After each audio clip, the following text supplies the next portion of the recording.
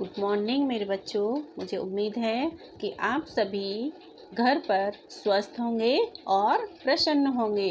तो चलिए खुशी खुशी प्रसन्नता पूर्वक अब हम हिंदी क्लास प्रारंभ करते हैं और हिंदी वसंत का चैप्टर 3 स्टार्ट करेंगे। यह एक छोटी सी कहानी है जो किस पर है, नदियों के बारे में बताई गई है कि आप नदियों को यहाँ पर लेखक ने क्या कहा है। हिमालय को पिता और नदियों को उनकी बेटियाँ कहा है। इसीलिए इस पाठ का नाम है, इसका टॉपिक है हिमालय की बेटियाँ। यानी कि हिमालय की बेटियाँ कौन हैं? हिमालय की बेटियाँ सभी नदियाँ हैं।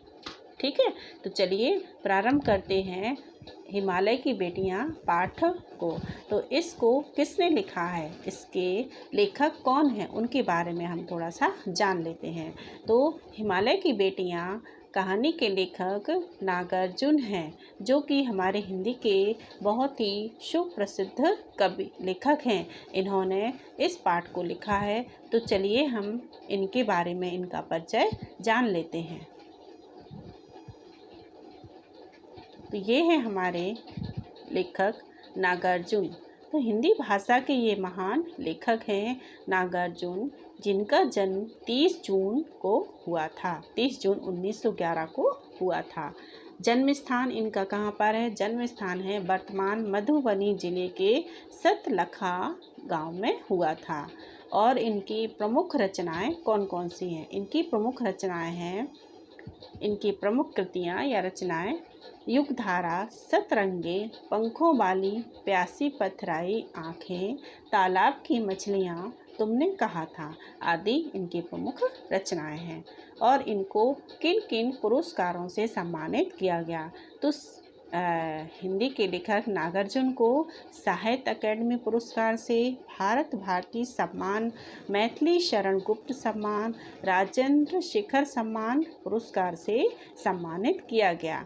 और ये इनकी मृत्यु 5 नवंबर 1988 को इन्होंने इस दुनिया को अलविदा कह दिया था। यानी कि हमारे बीच अब ये लेखक नहीं रहे, मगर इनकी महान रचनाएं हमेशा हमारे बीच अमर रहेंगी।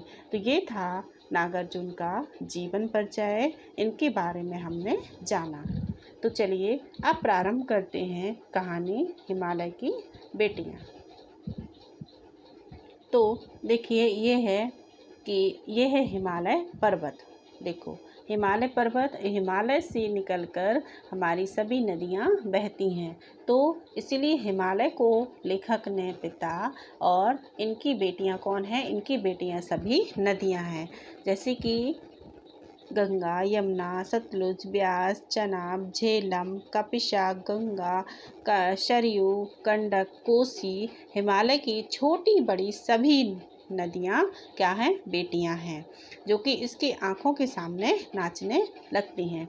तो इस पाठ को लेखक नागार्जुन ने लिखा है, जिसमें उन्होंने हिमालय और उससे निकलने वाली नदियों के बारे में बताया है कि हिमालय से बहने वाली कौन कौन सी नदियां हैं। हिमालय से बहने वाली नदियां कौन सी हैं?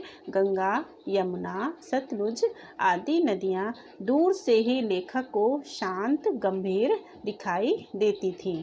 लेखक के मन में इनके प्रति श्रद्धा के भाव थे। जब लेखक ने इन नदियों को हिमालय के कंधे पर चढ़कर देखा तो उन्हें लगा कि ये तो काफ़ी पतली हैं और समतल मैदानों में विशाल दिखाई देती हैं। तो लेखक को हिमालय की इन बेटियों की बाल लीलाओं को देखकर बड़ा आश्चर्य होता था कि हिमालय कि इन बेटियों का ना जाने कौन सा लक्ष्य है। मतलब लक्ष्य क्या है कि वो बहती ही चली जा रही हैं। लेखक को समझ में ही नहीं आ रहा कि इनका लक्ष्य क्या है, ये कहाँ जा रही हैं, इन्हें कहाँ रुकना है, कौन सा लक्ष्य लेकर ये लगातार चली जा रही हैं, जो इस प्रकार से बेचैन होकर बह रही हैं। नदियाँ बर्फ़ की पहाड़ियों में, घाटियों में और चोटियों पर लीलाएं करती हैं। लेखक को लगता है देवदार, चीड़, सरसों सरसों, चिनार आदि के जंगलों में पहुंचकर शायद इन नदियों को अपनी बीते बातें याद आ जाती होंगी। मतलब लेखक ने क्या सोचा यहाँ पर कि ये इनका लक्ष्य क्या है जो लगातार चली जा रही हैं और सभी जगह ये लीलाएं कर रही हैं।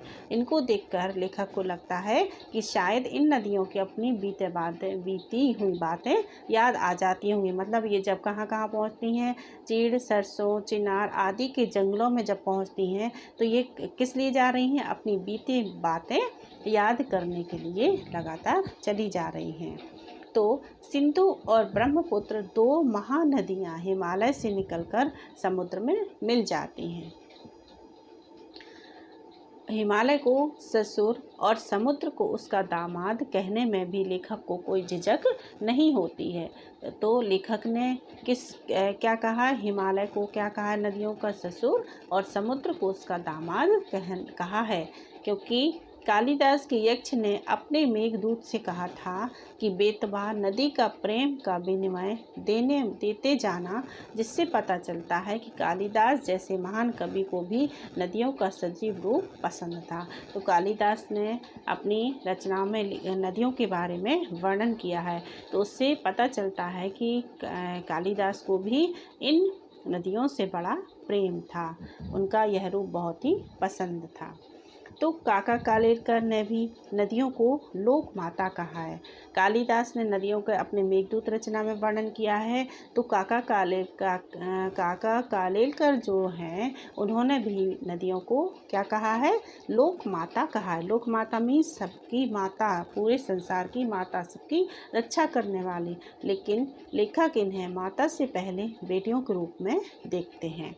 कई कवियों ने इन्हें बहनों के रूप में भी देखा है। तो कई कवि क्या कहते हैं? बहन कहते हैं नदियों को, और कई कवि इन्हें क्या कहते हैं? बेटियां भी कहते हैं। तो ऐसा सभी कवियों ने इन नदियों को क्या दिया है?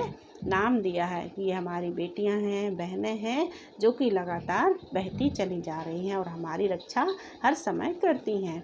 तो लेखक जब तिब्बत गया तो उनका मन बड़ा उदास था।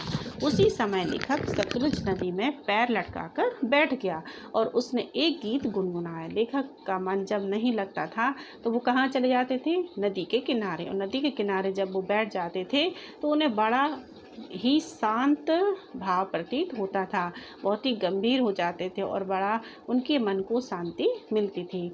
तो एक समय की बात है जब लेखक तिब्बत गए, तब उनका मन क्या था? बड़ा उदास था, और अपनी उदासी को दूर करने के लिए वो कहाँ पहुँचे? नदी के किनारे पहुँचे और वहाँ पर नदी में पैर डालकर बैठ गए और उसने एक गीत गुनगुनाया।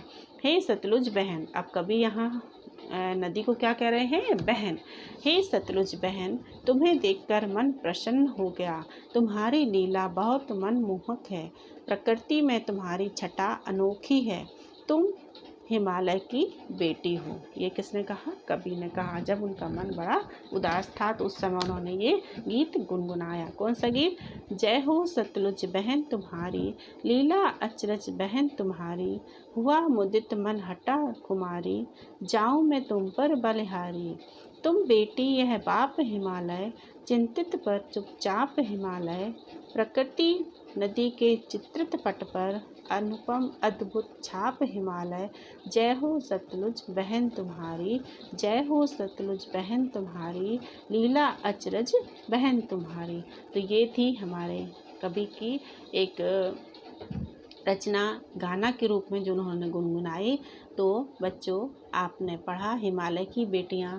तो मुझे उम्मीद है कि आप इस पाठ को पढ़ेंगे, समझेंगे और इस कहानी का सारांश लिखेंगे। अपने आप आपको करना है सारांश लिखना। अब चलिए मैं आपको कुछ इस पाठ से जो कठिन शब्द आते हैं, जैसे कुछ शब्दों के आपको शब्दार्थ मालूम नहीं होते हैं कि शब्दार्थ क्या होंगे, तो चलिए मैं आपको इस कहानी में जो शब्दार्थ आए हुए हैं, इस पाठ में जो शब्दार्थ आए हुए हैं, मैं उनके बारे में उन शब्दों का अर्थ बताने जा रही हूँ। तो चलिए देखिए। गंभीर। गंभीर का मतलब क्या होता है? शांत, गहरा। विराट, बहुत अधिक बड़ा। कौतूहल, जानने की इच्छा। कौतूहल, आप सोच रहे होंगे कौतूहल का मतलब क्या है? जैसे किसी चीज़ के बारे में हमें जानने की इच्छा हो। धुनता यानी कि पछताना। अतृप्त संतुष्ट ना होना, सचेतन सजीव,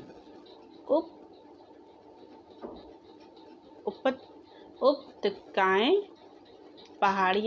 पहाड़ों की घाटियों या तराई क्षेत्र।